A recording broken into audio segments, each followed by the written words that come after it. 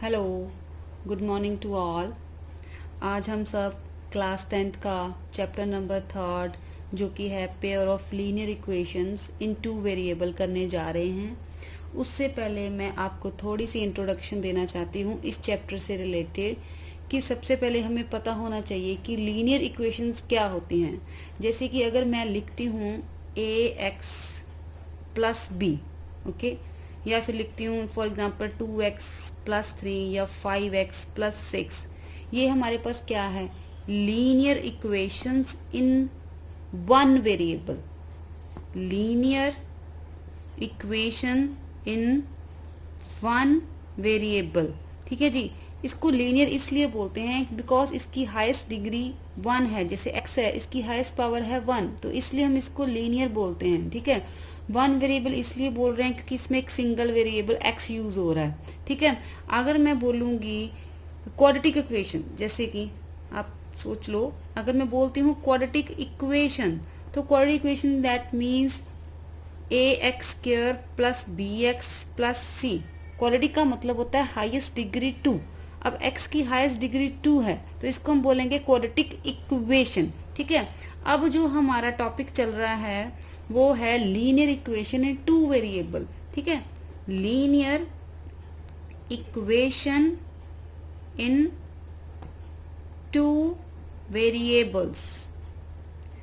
Linear equation two variables का मतलब है कि हमारे पास दो वेरिएबल यूज हो रहे हैं। जैसे कि एक वेरिएबल x है, एक वेरिएबल y। लीनियर क्यों बोल रहे हैं? बिकॉज इनकी हाईएस्ट डिग्री 1 है। जैसे ये है x की पावर 1, y की पावर 1। फॉर एग्जाम्पल मैं लिख दूँ 2x प्लस 3y प्लस 7, तो ये क्या है हमारे पास? Linear equation in one variable, okay. और इस चैप्टर में बात हो रही है pairs of linear equation in two variable. Pair का मतलब क्या होता है? जोड़ा। मीन्स हमारे पास दो लीनियर इक्वेशंस होंगी, उनको हमने सॉल्व करना है। जैसे कि हमारे पास एक लीनियर इक्वेशन होगी a1x b1y plus c1। General equation है इसकी, जर्नल इक्वेशन, ठीक है जी। a1x plus b1y plus c1 equal to 0। और सेकेंड इक्वेशन होगी a2x b2y plus c2। Means ये हमारे पास linear equations of two variables की जर्नल इक्वेशंस हैं। इसको टू इक्वेशन मतलब दो इक्वेशन कैसे है? जैसे यहाँ हमारे पास जैसे होगा 2x प्लस 5y प्लस 7।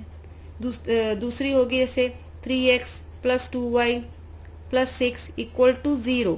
तो हमारे पास इस प्रकार की, इस टाइप की दो लीनियर इक्वेशन होंगी दो वेरिएबल में। तो हमने इनको क्या करना है? हमने इनको सॉल्व करना है। तो इनको सॉल्व करने के लिए इस चैप्टर में हमारे पास बहुत से मेथड हैं। जैसे कि हमारे पास ग्राफिकल मेथड्स हैं, ठीक है जी। एक हमारे पास है ग्राफिकल मेथड्स, हम इनको एक ग्राफिकल मेथड से सॉल्व करेंगे। एंड सेकेंड मेथड है algebraic methods. Algebraic methods, algebraic method में हमारे पास 3 मेथड्स आते हैं। जैसे कि सबसे पहले है substitution method. Substitution method, substitution का मतलब होता है हमने एक वेरिएबल को निकाल के दूसरे वेरिएबल में पुट करना। सेकंड मेथड है हमारा एलिमिनेशन मेथड। एलिमिनेशन मेथड का मतलब होता है हमने कोई भी एक वेरिएबल को एलिमिनेट कर देना है, मीन्स खत्म कर देना है। थर्ड मेथड होता है हमारे पास cross multiply method, cross multiplication method. इसमें हमने जो x और y की वैल्यू निकालनी है बाय क्रॉस मल्टीप्लाई सॉल्व करेंगे। ये इस चैप्टर में हम तीनों मेथड्स करेंगे, ठीक है जी। उससे पहले मैं एक टॉपिक आपको पहले क्लियर करूंगी, वो है हमारा वो कौन सा टॉपिक है? कंसिस्टेंट और इनकंसिस्टेंट। कंसिस्टेंट और इनकंसिस्टेंट का टॉपिक सबसे पहले हम क्लियर करेंगे, ओके।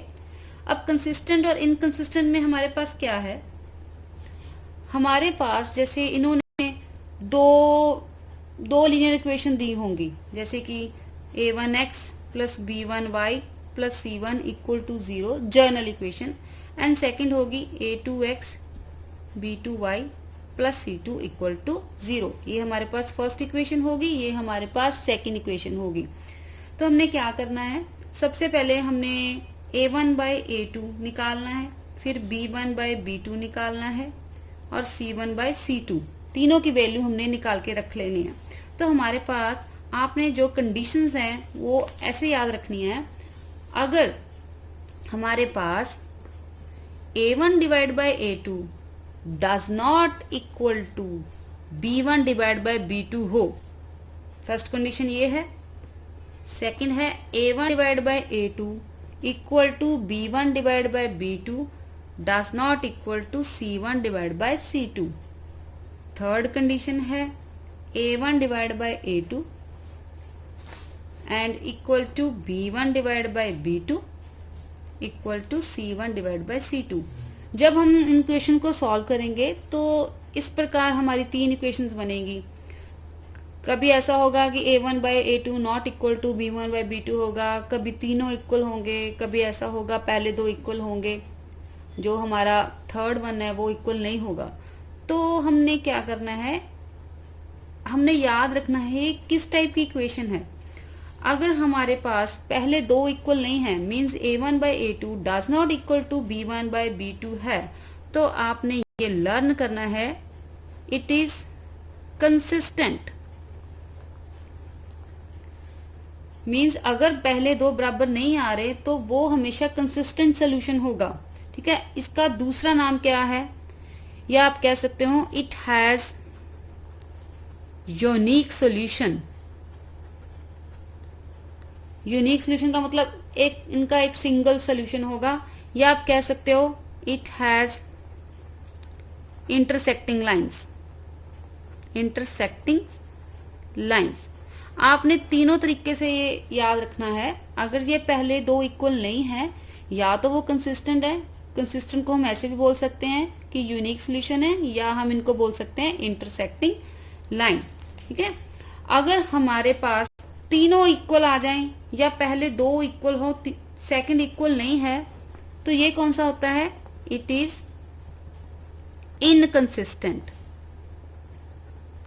अगर मीन्स पहले दो बराबर हैं, तीसरा बराबर नहीं है, तो आप उसको बोलोगे इनकंसिस्टेंट, और इसको हम बोलेंगे it has no solution. Means इस टाइप का कोई भी सोल्यूशन नहीं होता। और इसका तीसरा नाम इसको बोल सकते हो it has a parallel lines. Means इनकी किस प्रकार की लाइन होती है, इंटरसेक्टिंग लाइन, इनकी होती है पैरेलल लाइंस। थर्ड वाला जो है हमारे पास अगर तीनों इक्वल हो जाएं तो इसको हम बोलते हैं it is dependent, dependent consistent. Okay, इसको हम बोलते हैं डिपेंडेंट कंसिस्टेंट। और इसका किस प्रकार का सोल्यूशन होता है, इट हैज मैनी सोल्यूशन या इनफाइनाइटली मैनी सोल्यूशन। ठीक है, और इसको हम बोलते हैं, ये हमेशा कोइंसिडेंट लाइंस होती हैं। इसकी हमेशा जो भी लाइंस होती हैं कौन सी होती हैं, coincident. It has always coincident lines. Okay, तो इसको हम थोड़ा सा ग्राफिकल वे में भी सीख लेते हैं। अगर जब आप ग्राफ बनाओ, ठीक है, जैसे हमारे पास ये होता है एक्स एक्सिस, ये होता है वाई एक्सिस पॉजिटिव, ये वाई एक्सिस पॉजिटिव, ये सबको पता है। ठीक है, इधर होता है हमारा, ये हमारा फर्स्ट क्वाड्रेंट, ये सेकंड क्वाड्रेंट, ये एक्स नेगेटिव, ये हमारा थर्ड क्वाड्रेंट, ये वाई नेगेटिव, यहाँ पे हमारा 0 होता है। ठीक है, अगर हम बोल रहे हैं यूनिक सोल्यूशन, इसका दूसरा नाम कौन सा था, इंटरसेक्टिंग लाइंस। इंटरसेक्टिंग लाइन का मतलब है दो लाइनें हमेशा वन पॉइंट पे कट कर रही हैं। जैसे मैंने ये बना दिया एक पॉइंट, फर्स्ट लाइन, अब सेकंड लाइन मेरी ऐसे निकल रही है। तो ये दो लाइनें जिस पॉइंट पे कट कर रही हैं, ठीक है जी, जैसे ये फर्स्ट लाइन है, ओके, ये सेकंड लाइन है, जिस पॉइंट पे वह कट कर रही हैं वहां पे हमारा कौन सा सोल्यूशन आता है, यूनिक सोल्यूशन। इंटरसेक्ट क्यों बोलते हैं, बिकॉज ये दोनों लाइनें एक पॉइंट पे कट होगी। Okay, come to next. अगर मैं ऐसे ग्राफ बनाती हूं, ये हमारा again positive negative positive negative, अगर मैं ऐसे ग्राफ बनाती हूं, ये हमारी फर्स्ट लाइन है, ये हमारी सेकंड लाइन है, तो क्या डिफरेंस है। अब ये दो लाइनें किसी भी पॉइंट पे कट नहीं हो रही। अगर कट नहीं हो रही तो ये कौन सी लाइनें हैं, ये हैं पैरेलल लाइंस। ठीक है जी, पैरेलल लाइंस। और इसका दूसरा नाम क्या है, it has no solution. No solution क्यों है, किसी पॉइंट पे कट ही नहीं कर रही। अगर पॉइंट पे कट नहीं कर रही तो इसका सोल्यूशन कैसे आएगा, इसको हम क्या बोलते थे, और ये है कंसिस्टेंट, ये है इनकंसिस्टेंट। अब थर्ड वन क्या है, डिपेंडेंट कंसिस्टेंट। उसका ग्राफ कैसे है, ये अगेन हमारे क्वाड्रेंट आ गए, फर्स्ट सेकंड थर्ड, सबको पता है। इस क्वाड्रेंट में x पॉजिटिव होता है, y पॉजिटिव, सेकंड क्वाड्रेंट में x negative, y positive, third quadrant में x भी नेगेटिव, y भी नेगेटिव, एंड फोर्थ क्वाड्रेंट में x पॉजिटिव, y नेगेटिव। ठीक है जी, आप छोटी क्लासों में पढ़ते हैं। इसमें क्या होता है, जैसे मैंने वन लाइन ड्रॉ की,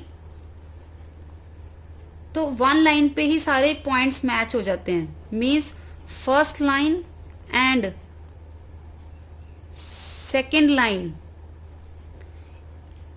के पॉइंट सेम हो जाते हैं। ठीक है, मीन्स एक ही लाइन पे दोनों के पॉइंट प्लॉट हो जाते हैं। तो ये हमारा कौन सा सॉल्यूशन होता है, ये होता है डिपेंडेंट कंसिस्टेंट। और इसके मैनी सॉल्यूशन क्यों है, क्योंकि एक लाइन पे सारे पॉइंट्स मैच हो गए, एक से ज़्यादा। तो इसको और कौन से सॉल्यूशन है इसके, इनफाइनाइटली मैनी सॉल्यूशन। ओके, तो ये हमारी थी ग्राफिकल रिप्रेजेंटेशन। जो अलजेब्रिक मेथड है वो हम अपने नेक्स्ट टॉपिक में करेंगे। आई होप ये आपको इसकी introduction pair of linear equation in two variable clearly समझ आ गई होगी। ठीक है, अब आने वाले नेक्स्ट टॉपिक्स में हम इनके जो कंसिस्टेंट इनकंसिस्टेंट के क्वेश्चन हैं और जो स्टेटमेंट वाले क्वेश्चन हैं उनको अलजेब्रिक मेथड से सॉल्व करेंगे। Thank you.